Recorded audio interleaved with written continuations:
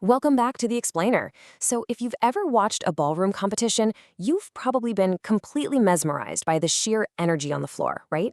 I mean, it looks like absolute magic. But behind all that magic is a highly structured, incredibly rigorous system. Today, we're diving straight into the exact scoring framework to demystify the judges using insights pulled directly from the experts who actually hold the clipboards. Look, we need to start by shattering a really common misconception right out of the gate. We call it the myth of the flashy dancer. When we're sitting in the audience, human nature means we're instantly drawn to the sequins, the dramatic drops, the blinding speed, the whole shebang. It's so easy to assume that the loudest, most dramatic performance automatically takes home the trophy. But are those flashy elements really what wins? Because honestly, all the rhinestones in the world cannot cover up a misstep. As we look closely at the judging criteria today, you'll see that what captivates the crowd is actually very different from what commands the top of the podium. Okay, let's dive right into this and unpack the exact framework judges use. We're going to cover 1. Beyond the showmanship, 2. Technique and execution, 3. Timing and musicality, 4. Movement quality, 5. Partnering and interpretation, and 6. Training for the judges. All right, part 1. Beyond the showmanship, the real scoring framework. Think of this like a giant balance scale. While audiences naturally weigh flash and drama super heavily, judges are using a structured framework that actively rewards clarity, control, and consistency. And sure, the exact categories might shift just a little depending on the specific event or governing body, but the core priorities, they are remarkably consistent across literally all styles of ballroom. So, if you really want to understand the anatomy of a champion, you have to look for control, not just drama. Moving on to part 2. Technique and execution, the foundation. When judges look at the floor, their eyes immediately hunt for clean fundamentals. We're talking about having the correct frame, precise shoulder alignment, and absolutely proper posture and body placement. But here is something absolutely crucial to remember.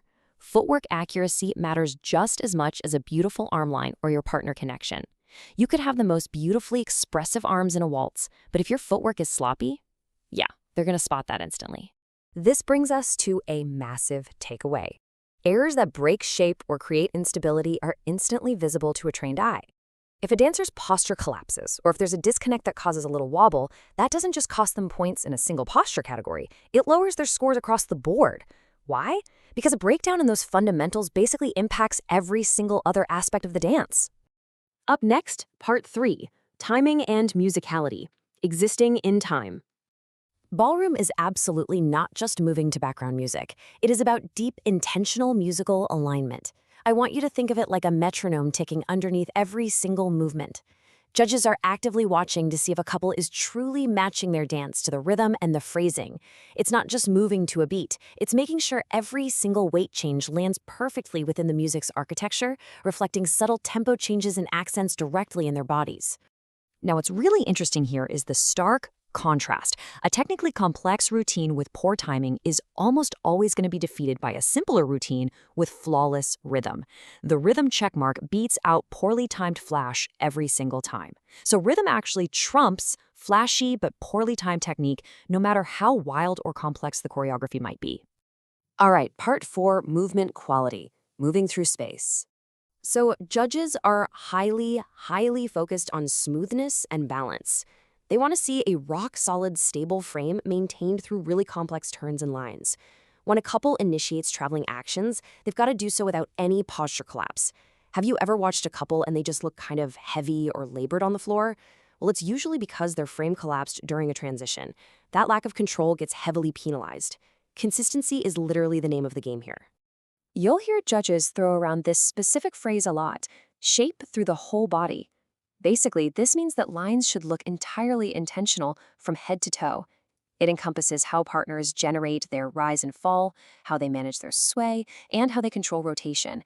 It's all about ensuring movements are fully cohesive and unified, rather than looking segmented or broken into awkward little parts. Which brings us to part 5, partnering and interpretation, 2 as 1. The experts use a phrase that I think perfectly captures this dynamic, and I love this. Ballroom is a duel in synchrony. And this brilliantly illustrates the beautiful tension of the sport, right? It requires incredible individual power and presence, but it has to be executed in total harmonious connection with another human. To actually master this duel, judges are looking for a clear lead follow or styling partnership. They want to see incredibly consistent connection and coordinated actions at all times. There has to be mutual alignment when hitting those big lines. Plus, they want couples to interpret the character of the dance.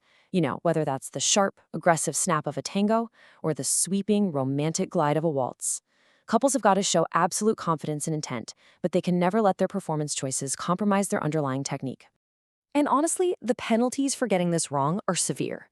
When one dancer appears delayed, overpowered by their partner, or visually disconnected in any way, the perceived quality of the entire partnership is instantly interrupted. Both partners must be perfectly unified. A judge isn't scoring two individuals who just happen to be dancing near each other. They're scoring the singular, unified entity of the partnership. Finally, Part 6, Training for the Judges, Theory into Practice. The competitors who improve their marks the absolute fastest are the ones who align their practice with exactly what the judges are looking for. So here are your actionable steps. Number 1, drill your footwork relentlessly for timing accuracy. Number 2, rehearse your transitions specifically to protect your frame and balance. And number 3, record your practices. Comparing your video against rhythm and line standards is really the only way to identify where your execution is breaking down under pressure. Because at the end of the day, competitive success is a trainable skill. It is not just about raw talent or some innate rhythm. It's a direct reflection of combining technical correctness, precise rhythm, cohesive movement, and high-quality partnership. Dancers who treat these elements as strict, trainable skills are the ones who perform with the exact consistency that judges reward the most. Which leaves us with this final thought as we wrap up our look into the champion's anatomy. When you step onto the floor for your next practice, I want you to ask yourself, are you relying on instinct or are you actively training for consistency? Because believe me, the judges know the difference.